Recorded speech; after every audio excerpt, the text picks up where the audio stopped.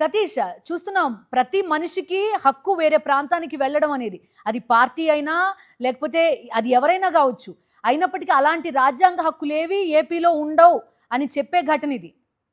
ఖచ్చితంగా ఇప్పుడు అదే జరిగింది. సాక్షాత్తు ఇది రాష్ట్ర పరిపాలన కేంద్రంగా దాన్ని రాష్ట్ర ప్రభుత్వం ప్రకటించిన చోట ఒక ప్రధాన ప్రతిపక్షానికి సంబంధించిన వైఎస్ఆర్ కాంగ్రెస్ పార్టీకి సంబంధించిన రైతు పరిరక్షణ కమిటీ పర్యటన జరగకుండా అడ్డుకోవడమే కాకుండా రాక్షసంగా రౌడీ మూకలను తీసుకొచ్చి తెలుగుదేశం పార్టీకి సంబంధించినటువంటి గూండాలని అల్లారు మూకల్ని ప్రవేశపెట్టి వాళ్ళ చేత కర్రలతోనూ రాడ్లతోనూ అదేవిధంగా రాళ్లతోనూ బండరాళ్ళతో కూడా దాడి చేయించడం అన్నది కేవలం ఆ గ్రామాల్లో ఇది ఎక్కడో జరగలేదు. సాక్షాత్తు ముఖ్యమంత్రి చంద్రబాబు నివాసం ఉంటున్నటువంటి ఉండవల్లి గ్రామం, ఉండవల్లి సెంటర్లో, ఉండవల్లి అదేవిధంగా పెనుమక్క గ్రామాల మధ్యలోనే ఇది చోటు చేసుకున్నది. ఈ రైతు పరిరక్షణ కమిటీకి సంబంధించి మాజీ మంత్రులు అంబటి రాంబాబు, అదేవిధంగా పేర్ని నాని, ఎమ్మెల్సీ లేళ్ల అప్పిరెడ్డి, అరుణ్ కుమార్, అదేవిధంగా ఎన్టీఆర్ జిల్లా అధ్యక్షుడు దేవినేని అవినాష్, అదేవిధంగా మంగళగిరికి సంబంధించిన వైఎస్ఆర్ కాంగ్రెస్ పార్టీ ఇన్ఛార్జు వేమారెడ్డి, ఆ గుంటూరు జిల్లాకు సంబంధించినటువంటి సమన్వయకర్తలు, మొత్తం వైఎస్ఆర్ కాంగ్రెస్ పార్టీకి సంబంధించిన నాయకత్వం, అదేవిధంగా అక్కడ ఉన్నటువంటి రైతులు, ముఖ్యంగా పెనుమక్క గ్రామంలో ఈ కమిటీ వెళ్ళడానికి ప్రధానమైనటువంటి కారణం కొద్ది రోజుల కిందట వైఎస్ జగన్మోహన్ రెడ్డి దగ్గరికి వచ్చి ఆ రైతుల దగ్గర నుండి ఏ విధంగా బలవంతంగా భూములు లాక్కుంటూ ఉన్నారో, భూములు ఇవ్వకపోతే ఏ విధంగా బెదిరిస్తూ ఏ విధంగా ఒత్తిడి చేస్తూ ఉన్నారో, ఏ విధంగా వాళ్ళని ఇబ్బందులు పెడతా ఉన్నారో చాలా స్పష్టంగా చెప్పారు.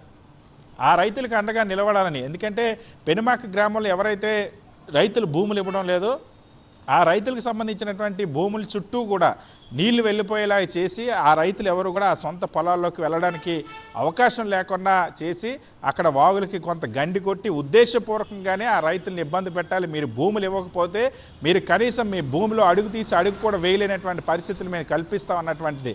ఇంకోవైపు అధికారుల చేత బెదిరించడం, ఒత్తిడి చేయడం, ఇంకొక వైపు పోలీసుల చేత బెదిరించడం.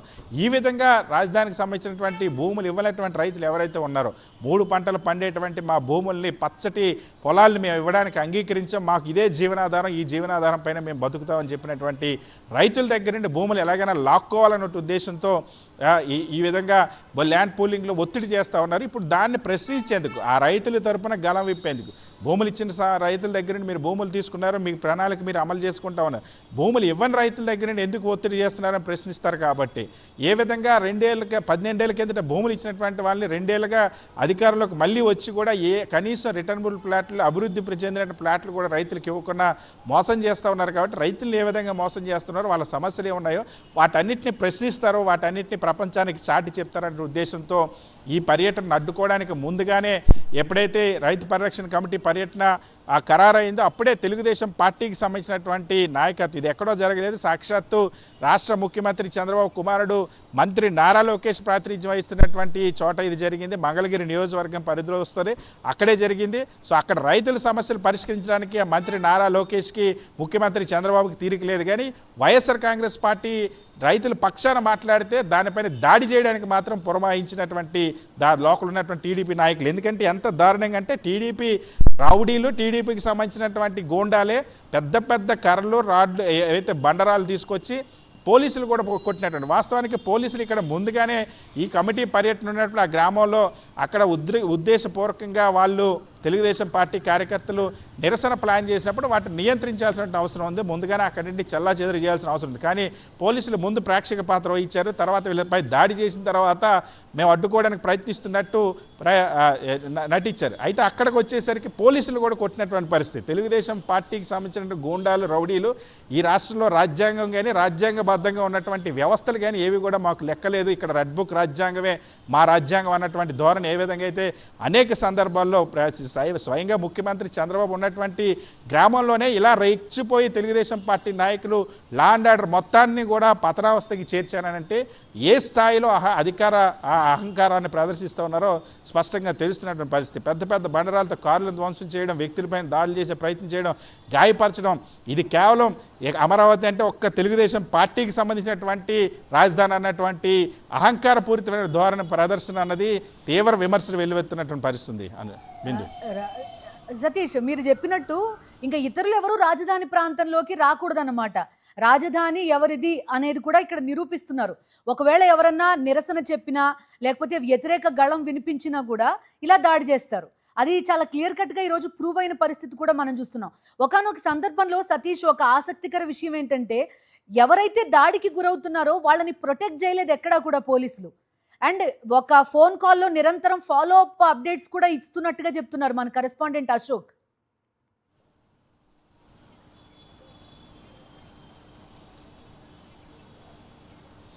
ఖచ్చితంగా, ఎందుకంటే ఇది ఒక ప్రీ ప్లాన్డ్ ఆర్గనైజ్డ్ అటాక్. ఇదేదో అక్కడ రైతుల్లో నిరసన అనేది కాదు. ఎందుకంటే అక్కడ రైతులు నిరసన తెలపాల్సినటువంటి అవసరం లేదు. వాళ్ళు ఆ గ్రామానికి సంబంధించిన వాళ్ళు భూములు ఇచ్చిన వాళ్ళు ఎప్పుడో ఇచ్చేసారు. ఇవ్వని వాళ్ళకి ఇప్పుడు సమస్య ఉంది. ఎవరైతే మొదటి నుండి న్యాయ పోరాటం చేస్తూ ఉన్నారో ఆ రైతులు మాత్రమే సమస్య.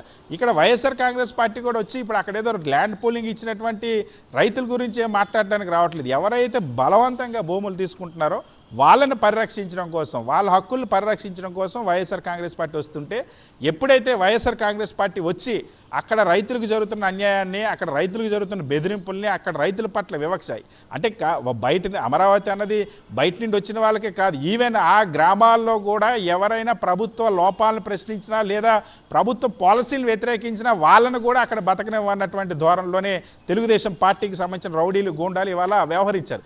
ఎందుకంటే అక్కడ వెళుతున్నది ఆ గ్రామాల్లో, ఆ 29 గ్రామాలకు సంబంధించినటువంటి రైతులు ఎవరైతే అనేక దశాబ్దాలుగా అక్కడ నివాసం ఉంటున్న వాళ్ళు, ఆ మట్టిలో పుట్టినటువంటి, ఆ మట్టి మీద బతుకుతున్నటువంటి వాళ్ళు, ఈ మట్టిని మేము వదులుకోము, ఈ భూమిని మేము వదులుకోము అని చెప్తున్నందుకు అక్కడ ఉన్నటువంటి రైతులు వాళ్ళకి ఎవరు అండగా నిలవడానికి వీలు లేదు. వాళ్ళు మాలాగా మేము చెప్పినట్టు, మేము హుకుం జారీ చేసినట్టు మీరు భూములు ఇవ్వాల్సిందే, ఇచ్చి తీరాల్సిందే. ఏ రైతైనా సరే ఈ ప్రభుత్వానికి ఎదురు తిరిగితే ఆ రైతుకి సంబంధించిన భూమిని ఎలాగైనా లాక్కొని తీరుతాం, రైతులకి ఇక్కడ హక్కులు ఉండవు, కేవలం ప్రభుత్వం ఏం చెప్తే అది చేయాల్సిందే అన్నటువంటి ధోరణి, అహంకారపూరిత ధోరణి.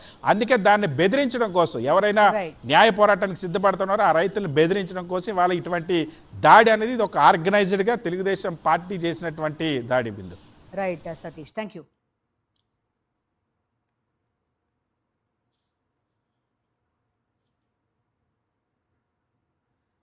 రైట్, రైతులు భూములు అడిగితే ఇచ్చేయాలి, మారు మాట్లాడకూడదు.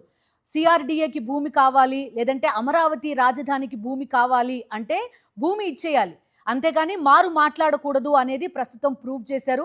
వాళ్ళని నానా యాతన పెట్టారు. వాళ్ళ తరపున నిలబడడానికి వెళ్ళిన రైతు పరిరక్షణ కమిటీ పైన దాడికి తెగబడ్డారు. ఒక గంటన్నర పాటు విచక్షణ రహితంగా రాళ్లతో దాడి చేశారు. ఒక ప్రీ ప్లాన్డ్ దాడిని ప్రస్తుతం మనం సాక్షి స్క్రీన్ పైన చూస్తున్నాం. అటువైపు ఎవరొచ్చినా సరే భయపెడతాం, బెదిరిస్తాం, చంపేస్తామని దాడి ద్వారా మరోసారి ప్రూవ్ చేసినట్టయింది.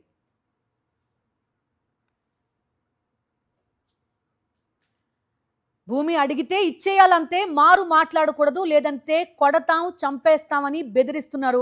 పెనమకలో ఈరోజు జరిగిన ఉద్రిక్త వాతావరణం, దాడి దాన్నే సూచిస్తోంది. ఇక అమరావతి పరిధి ఉండవల్లిలో టీడీపీ గుండాల అరాచకం, దాడులపై కాసేపట్లో రైతులు, వైఎస్ఆర్సీపీ నేతలు మీడియాతో కూడా మాట్లాడబోతున్నారు. ఆ డీటెయిల్స్ లో కూడా వెళ్దాం. మరిన్ని అప్డేట్స్ కోసం ఛానల్ ను సబ్స్క్రైబ్ చేయండి. నోటిఫికేషన్స్ కోసం బెల్ ఐకాన్ పై క్లిక్ చేయండి.